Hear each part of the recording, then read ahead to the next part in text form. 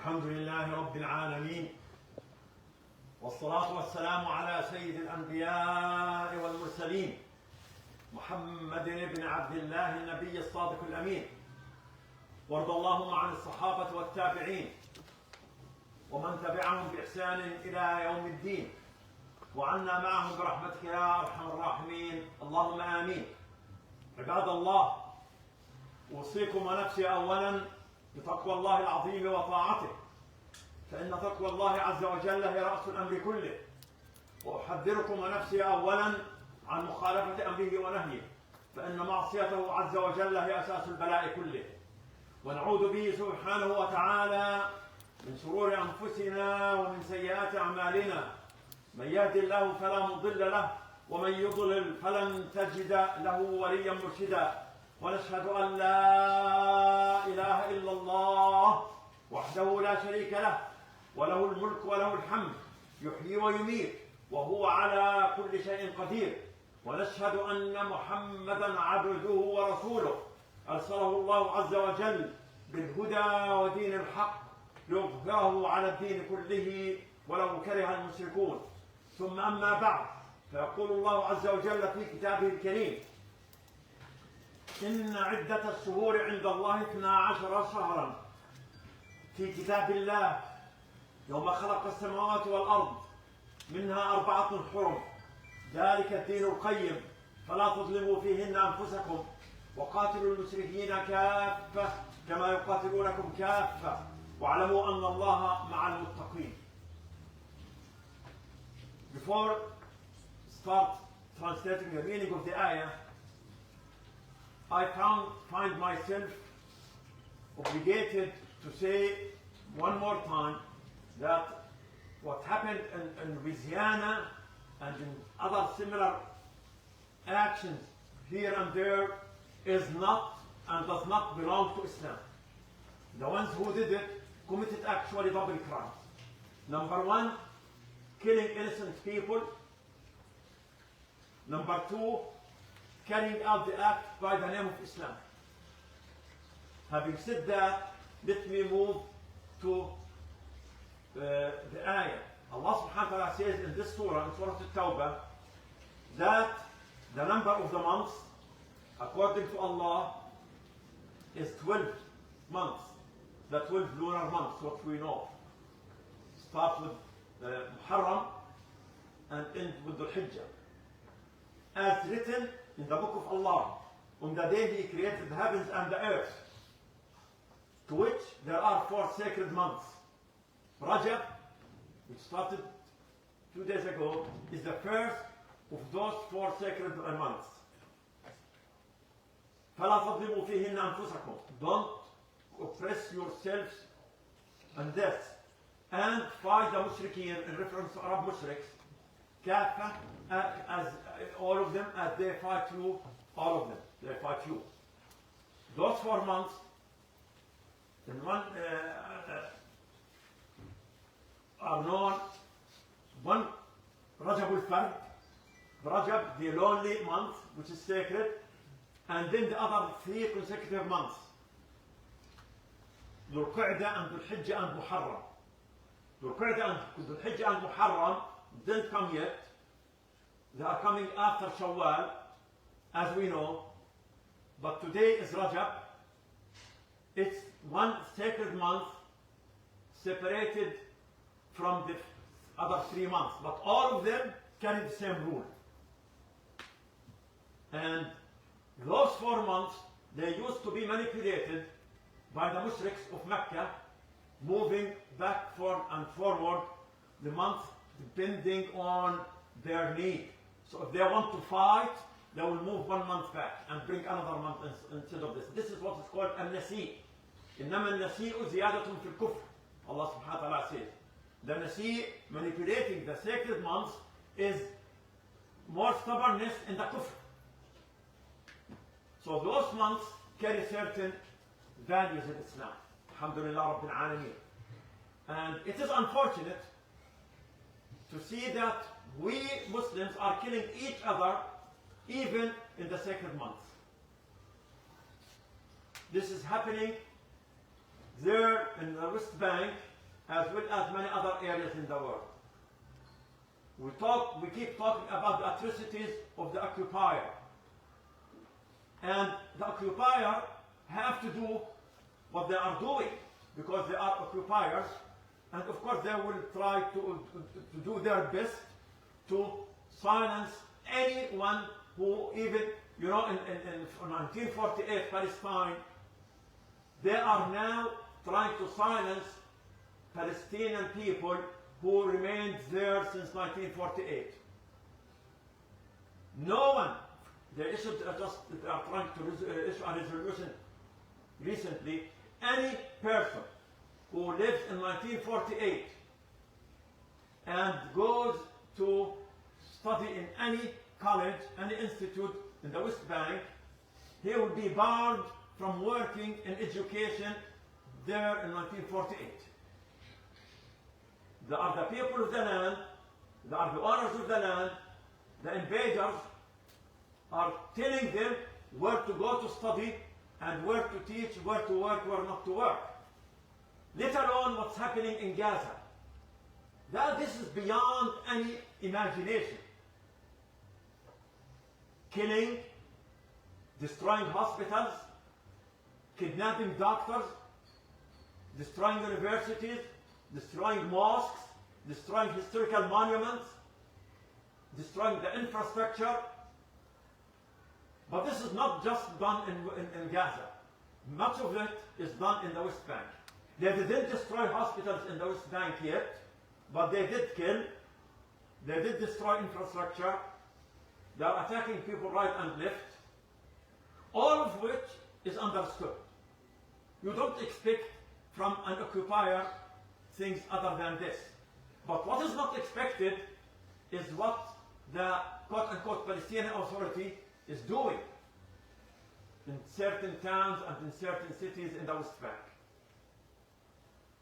People of Palestine are killing each other. And Netanyahu said, we are going to provide PA with another weapons because they are doing the job. A person would say, do you expect anything other than this from them? Actually, no. I don't expect. But they shouldn't put themselves in this position to start with. The whole scheme after Oslo Agreement is problematic. Liberating Palestine cannot be going through Oslo. That's not the way through which you can save your country. Saving your country cannot happen through compromise and through selling out yourself and turning to be just serving the occupier. Now some people say, well, this is the best they can do. No, they can do much better. You don't get into it. Doing nothing is much better than having an authority that will turn to serve the occupier. And I remember I gave khutbah after Oslo Agreement in which I said I am worried that there will be a time in which the security forces of the Palestinian Authority will turn against its own people. And unfortunately, sadly, it came. So what's happening, whether it's in the West Bank or in Gaza, by the Israelis or by the Palestinian Authority forces, is not the right to happen. And we, the Muslim Ummah, are almost, let me say, I don't want to generalize, almost who are doing nothing. The voices to stand up for the truth are diminishing, not as it was before. Still there are voices in the West standing up. There are demonstrations here and there against what's happening, but this is not good enough. It is expected from Muslim governments at least to take political stand. I'm not expecting them to go and liberate Palestine. But at least just take a political step. Ireland last week cut the diplomatic relationship with the occupiers. Those who have diplomatic relations with the occupier, let them do the same. Just cut the diplomatic relation. Send the ambassadors back and call your ambassadors and close the embassies. At least this. This is the least can be done. And don't have the trade going to the occupiers, as what some people are unfortunately are doing. So these are things that can be done. But the problem is that the entire setup in the Middle East is set up in such a way that it will turn to be the states there, the nation states there, will turn to be just guards to the imperial power. Before 1917, Ottoman state was dominating. The entire region was under the rulership of the Ottoman state. Egypt was under the British occupation a little bit earlier, but they maintained nominal relationship with the Ottomans. But in general, the concept of the Ummah was there. And Britain, at that time, wanted to bring this Ottoman state down. One writer, Shakib Arsalan, wrote in his book Hadr al-Alam al-Islami, the status of the Muslim world today, he said 100 attempts had been done to bring the Ottoman state down. 100 attempts. And of course, before 1917, the communication between Britain and between the children of Sharif Hussein started. Parallel to this, simultaneously, Britain contacted France, secret talks ended up with Sykes-Picot Accord or agreement. Parallel to that, communicating with Zionist leaders in Britain to discuss the future shape of the Zionist entity in Palestine. So Britain worked on those three tracks simultaneously. And by the end of the First War, the Ottoman state lost the war, unfortunately. It was wrong to enter, but this is what happened. And Britain and France entered the region. Syria and Lebanon were put under the French mandate. Jordan and Iraq were put under British mandate. And Palestine under British mandate with a special status. At that time, there were no such borders. You can travel all the way, you cannot identify the current borders. The current borders were drawn a little bit later in 1921, 20 to 21 at San Remo Conference to settle the First War problems. So those new nation-state borders came at that time. And since then, those states turned to be tools by the occupiers. They did nothing to get out of the authority or the power or the dominance of Britain or France and later on of America, when America entered into the region. So this is the situation there. Now a person would say, are there attempts to get out of this? Inshallah Rabbil Alameen, there is a hope. One point as an example, inshallah, that what happened in Syria will be an opportunity for people to start a new era. Unless if, again, the superpowers overpowered everyone there and astaghfirullah did something else. But inshallah, I mean, there is a hope. And the other hope is in the hands of the Ummah. As long as we, the Ummah, realize that we have agency, we have power, we should be the ones who determine the destiny of the region, not the foreign superpowers. As long as we realize that we should focus our concern about the Ummah and about our deen, not about our nationalism or tribalism or regionalism or all of those dividing slogans. Once we realize that the borders between Syria and Jordan are artificial, that people of Ramsa and people of Dir'a belong to the same region, that people of Ma'an and people of Tabuk belong to the same region, that people of Deir ez-Zor and people of eastern part of Iraq or western part of Iraq are the same, as long as people of Ladiqiyya and people of Tripoli in Lebanon feel the same, they are one people. The imperial power divided them, but they should return back to be one people, one ummah. As long as this remains alive in our minds and hearts, inshallah Rabbil Alameen, the light can be seen at the end of the tunnel. But if we ignore all of this and we start focusing on our personal, individual aspect, I don't care about what you and you don't care about me and we don't care about the Ummah at large. No, there's no light at the end of this tunnel. This selfishness, this individualism shouldn't be part of us. And actually Islam, Alhamdulillah Rabbil Alameen, ruhu jama'iyya. Islam built this collective spirit. We notice that the ayat in our Quran al-Kareem, starting from the first two ayat of Surah Al-Baqarah, talking to the believers as one unit.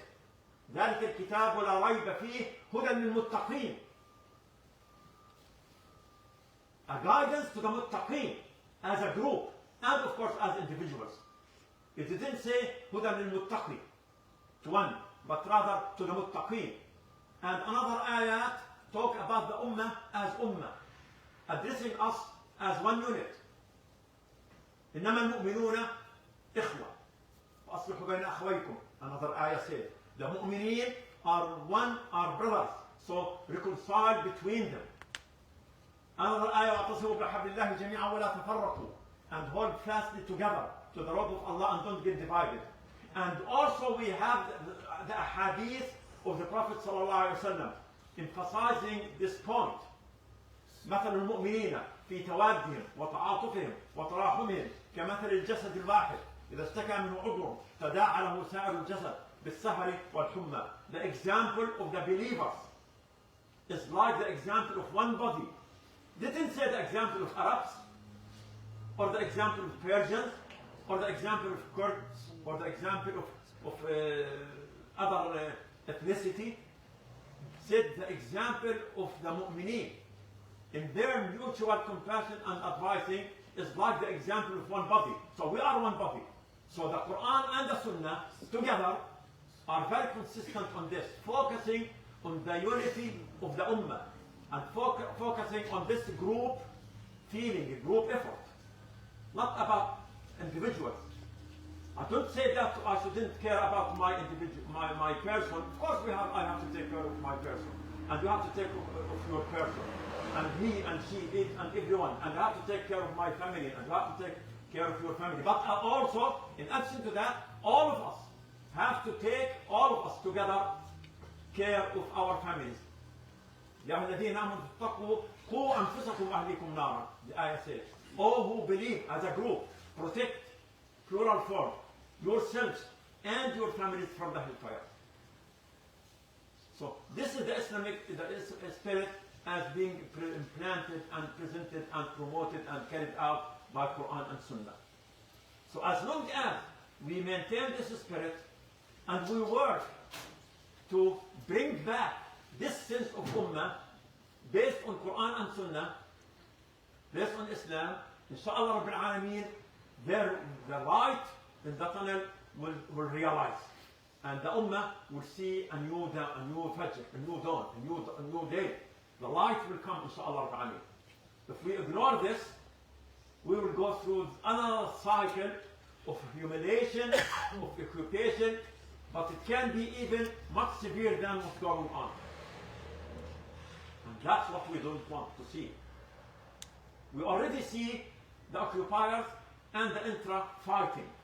We don't want to see even the intra-fighting within one city or one family. And this is something going against all teachings of Islam, the Quran and Sunnah, and even against all natural feelings. If you are living in one territory, one area, you should act as one unit. This is very normal, very expected. We are not. Now, imagine if you talk to a person, as an example, from Saudi Arabia, and you address the atrocities of the regime. Oh, why are you attacking us? I'm not attacking you. I'm talking about the regime, the system. You are different than the system.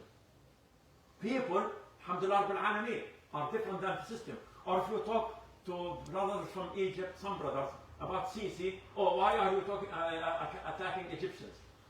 This is not an attack against Egyptians at all. Egyptians and Saudis and Jordanians and Palestinians are brothers and sisters. Al-Ukhuwa is there and should be there. And criticizing this ruler or that ruler does not mean that we are undermining the brotherhood. We are talking about the ruler. And about the ruler, talking about the ruler is a must. Umar ibn Khattab, Allahumma arda anhu, stood up one day and he said, "Man ra'a fiyya ujajan falyuqawwim." Any person sees a crookedness in me should stand up to correct that crookedness. So a person told him, Wallahi, we swear by Allah, if we see any crookedness, لَقَوَّمْنَاهُ بِسَيْفِنَا, we will straighten it by force.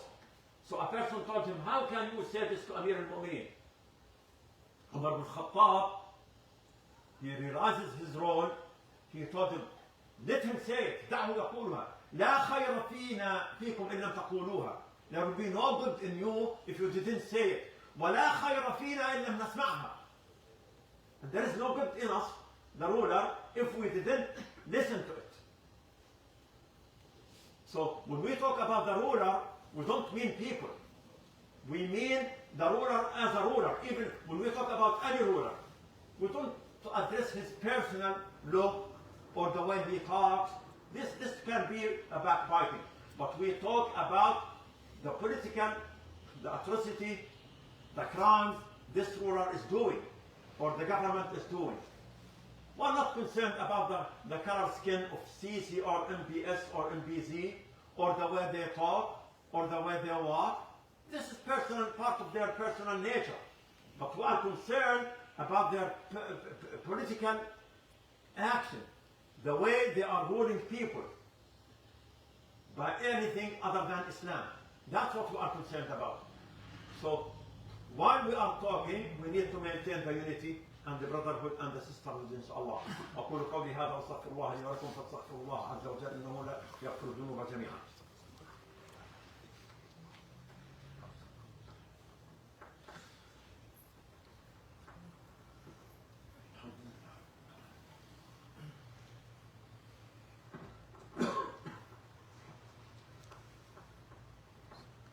الحمد لله رب العالمين خلقنا في أحسن تقويم وهدانا إلى الطريق المستقيم. He created us the best way and He guided us to the straight path. Alhamdulillah Rabbil Alameen. As long as we follow the straight path, inshallah Rabbil Alameen, we are doing well and we will succeed. Once we deviate away from it, more things are coming. So we need to keep this in mind. And this is what the hadith of the Prophet ﷺ means when he said, تَرَكْتُكُمْ عَلَى الْمِحَجَّةِ الْبَيْضَاءِ, I left you on the clear path, لَيْلُهَا كَنَهَارِهَا, its night is as clear as its daytime. So the clear path is Islam, the Quran and Sunnah. So we have to stick to this, inshallah. إن الله وملائكته يصلون على النبي يا أيها الذين آمنوا صلوا عليه وسلموا تسليما اللهم صل على محمد وعلى آل محمد كما صليت على إبراهيم وعلى آل إبراهيم وبارك اللهم على محمد وعلى آل محمد كما باركت على إبراهيم وعلى آل إبراهيم في العالمين إنك حميد مجيد. اللهم آت نفوسنا تقواها وزكها أنت خير من زكاها رب العالمين. اللهم لا تدع في مقامنا هذا ذنبا إلا غفرته ولا مريضا إلا شفيته ولا حاجة من حوائج الدنيا لنا فيها خير ولك فيها رضا إلا يسرتها وقضيتها رب العالمين. اللهم كما ألفت بين قلوب الأنصار والمهاجرين ألف بين قلوبنا. آمين. اللهم ألف بين قلوبنا. آمين. اللهم ألف بين قلوبنا. آمين. واجمع على الحق كلمتنا. وردنا إلى سبيلك إلى سواء السبيل رب العالمين. اللهم ألف بين قلوبنا وارفع البغضاء والحقد والشحناء وكل ما يحبه الشيطان من بيننا. اللهم رب العالمين إن هذا الدين دينك. اللهم أعزه وأعز من يعمل لإعزازه. اللهم أعز المجاهدين وانصرهم ولا تنصر عليهم. اللهم كن لهم ولا تكن عليهم رب العالمين. عباد الله إن الله يأمر بالعدل والإحسان وإيتاء ذي القربى وينهى عن الفحشاء والمنكر والبغي يعظكم لعلكم تذكرون. قوموا إلى صلاة الجمعة يرحمكم الله وأقيموا الصلاة.